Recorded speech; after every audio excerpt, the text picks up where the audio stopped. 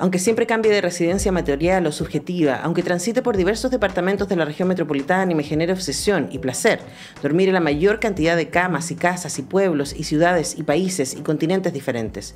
Mis sueños, la locación de mis sueños, siempre acontece en Valdivia. Ayer, sin ir más lejos, tuve una pesadilla donde bandadas de tortugas marítimas morían debido al cambio climático y el lugar donde quedaban varadas era precisamente en las costas de Nieblas.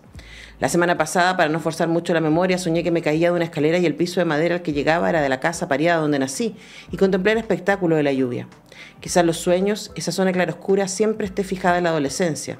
Quizás nunca dejamos de ser el paisaje donde los sueños se materializan. Quizás somos, en parte, ese vago recuerdo.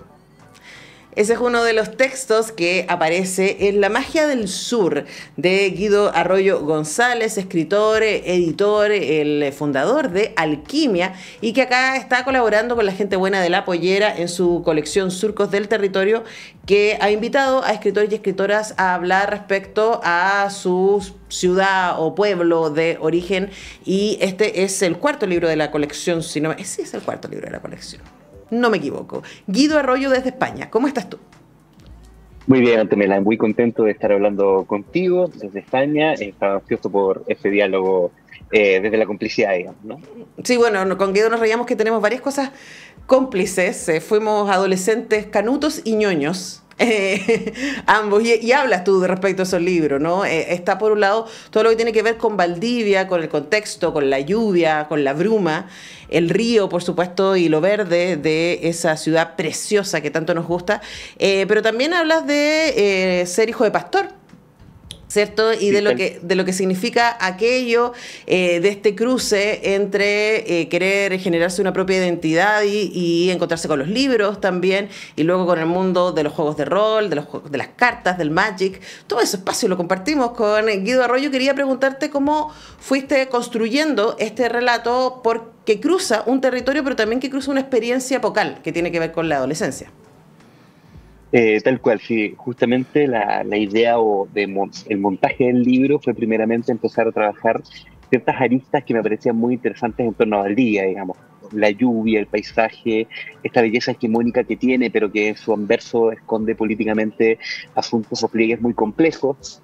Y por otra parte estaba el territorio de la adolescencia, ¿no? Que fue el espacio donde yo me crié ahí, y en ese sentido fue muy complejo, porque empezaron a brotar imágenes que eran un poquito agotadoras en un momento, o emocionalmente duras, y me fui dando cuenta que ahí estaba la hebra del libro. Entonces fue la intención más bien de narrarlo todo, de no esconder nada, de no como curar una biografía como para que se lea de esa manera, sino apostar por la honestidad total. Y así se fue viendo, digamos, el libro.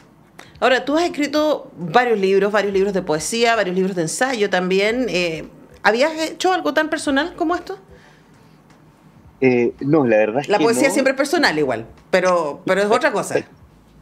Tal cual, yo creo que es por lejos como los textos más personales que he hecho. Y me pasó algo raro, cuando a mí me pasa la comanda, yo acepto encantado y comienzo a escribir textos muy como funcionales en torno a Valdivia, sobre todo pensando qué querría un lector no valdiviano entender o comprender de esa ciudad. Y cuando empecé a acumular material, yo escribo siempre los fines de semana, en particular los domingos, o sea, cambié la iglesia por la escritura. Ahí empezó el verbo, Guido. Lo que hablábamos ayer, el verbo, hay que volver, digamos, de todos los domingos, ¿no? A comulgar. Y nada, ahí empecé a acumular páginas y me di cuenta que le faltaba como cierta sensibilidad.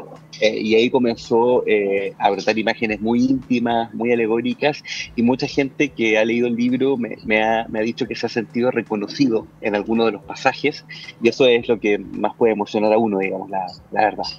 Claro, además es interesante. Yo la semana pasada estuve en Valdivia, en el Festival de Cine, que, claro, está cruzado para nosotros y nosotros los cinéfilos como un espacio de fiestas, ¿no? O sea, es como ir a Valdivia esta semana de festival, más este año que eran los 30 años, es un deleite, ¿cierto? Y uno va a ir a comer crudo y después se va a ir a tomar una cerveza a La Última Frontera, iba a caminar por el mercado, iba a caminar hacia la Universidad Austral para ir a ver las películas, etcétera. Pero claro, esa es una experiencia festiva que tiene que ver con un momento específico, pero el habitar el territorio en el cotidiano, cuando, por ejemplo, una de las cosas que me llamaba la atención de lo que tú nos cuentas acá tiene que ver, por ejemplo, con la ausencia de libros y de bibliotecas, ¿cierto? Y de librerías. Y preguntar también cómo se cruza esa formación en ausencia con tu entusiasmo lector.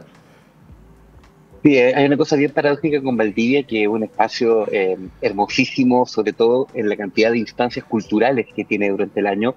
Está el glorioso Festival de Cine, que este año a todo esto ganó una gran película, El que la pasa, un amigo, un saludo a mi amigo Carlos Araya, pero bueno, que tiene una serie de actividades culturales, pero que en un momento, sobre todo el momento en la cual yo vivía ahí, lo que adolecía la ciudad era de una infraestructura cultural. Es decir, hay muchas bandas de música, pero no hay tantos espacios para tocar. Hay mucha pulsión por el teatro y no habían tantos espacios de exhibición. Hay una gran cantidad de autoras y autores cruciales para la poesía, sobre todo a nivel nacional, y casi no había librerías cuando yo me crié ahí. Entonces pasa esa paradoja, que es una tensión continua, y que uno en ese momento de formación de adolescencia, en mi caso de formación como lector, lo único que quería era más de ese, digamos, estímulo, y lamentablemente por el centralismo que sucede en este país, todo sucede o acontece mucho en Santiago, ¿no?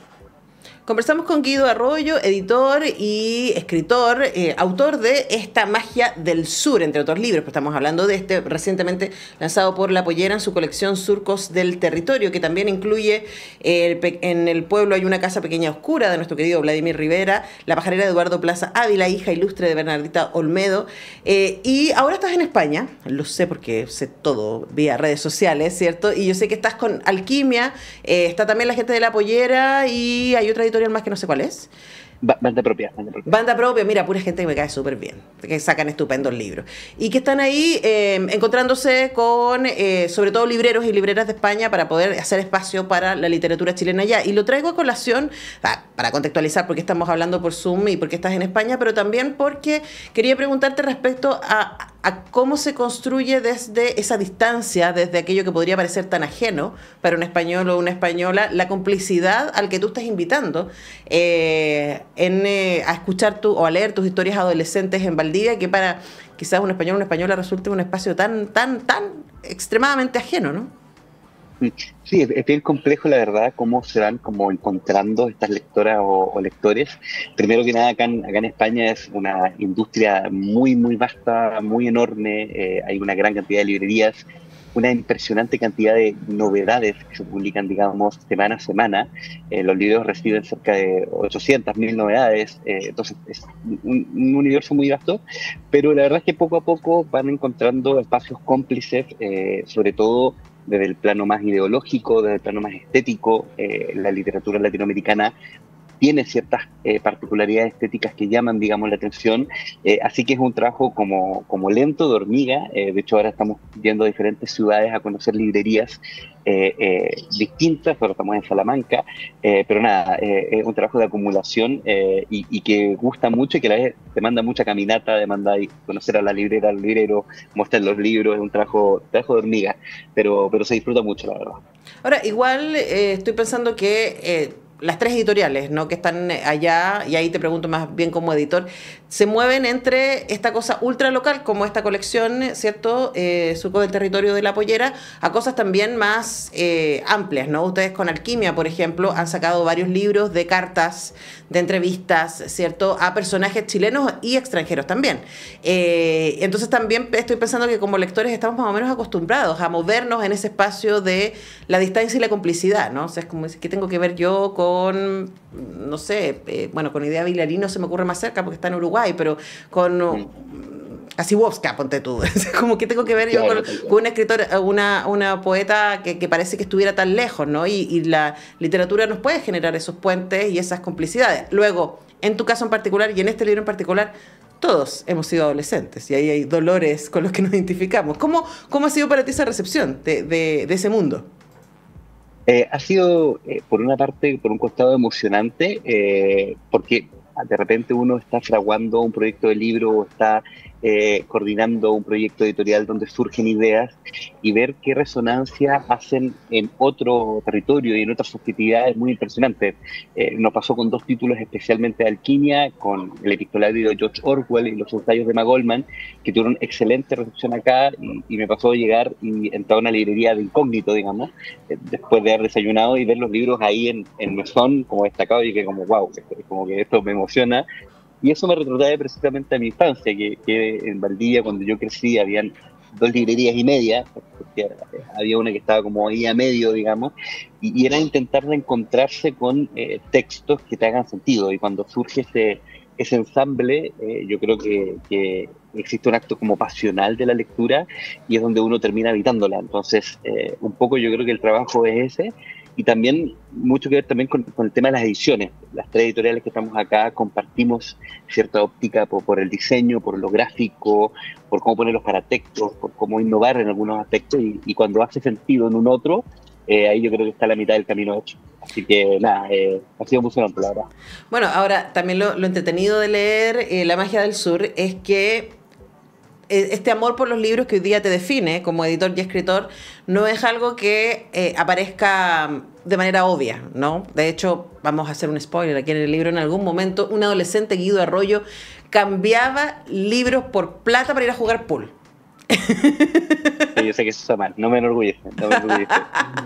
Pero también tiene que ver con eso, ¿no? Con que no necesariamente nacemos con este entusiasmo con los libros, sino que es un camino que se va descubriendo. Y ahí quería preguntarte por estos mundos que se cruzan, ¿no?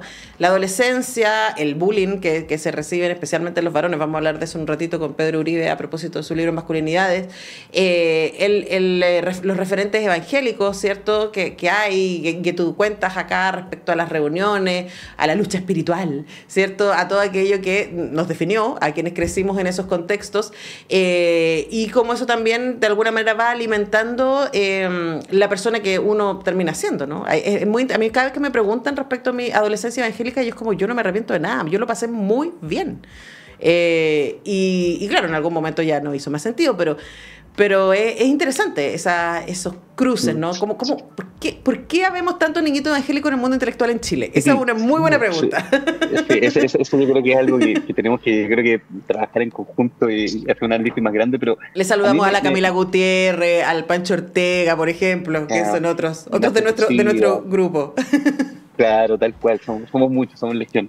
No, para mí me pasa que una de las cosas que siempre he dudado, y esto en toda la vida, es las biografías que son tan como prístinas, ¿no? Que me parece una mirada de la historia muy como hegemónica, y muy de estas personas que en todo momento tuvieron una claridad, ¿no? Como una cosa de iluminado.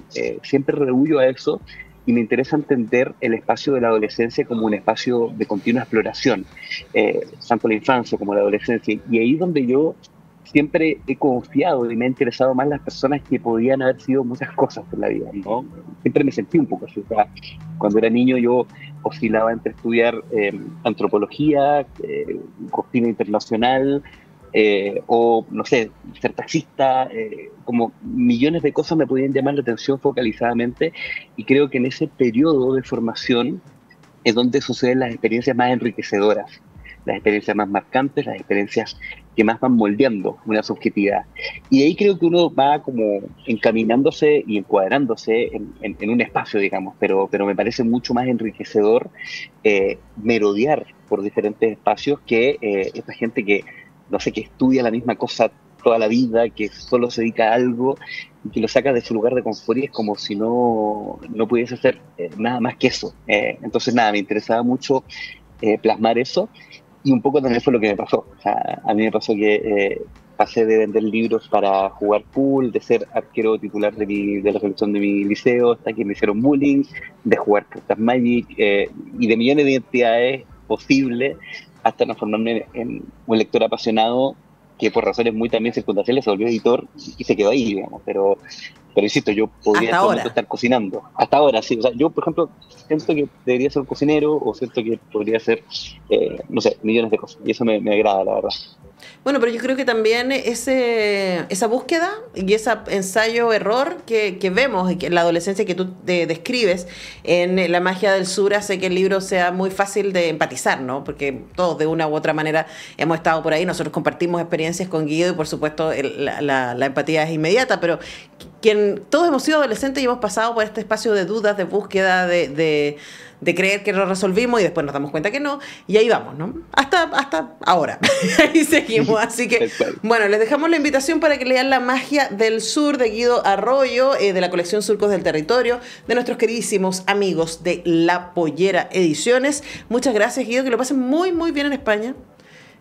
A ti, Antonella. Para mí un placer hablar contigo por todo lo que compartimos y ya fraguaremos un club de ex evangélicos, ¿no? Para jugar Magic. Para que juguemos Magic o rol. Cualquiera de las dos sirve. Eso, ya, cualquiera de las dos. Que lo pasen muy bien. Abrazos al resto de la gente por allá. Nosotros vamos a ir a la pausa y ya regresamos.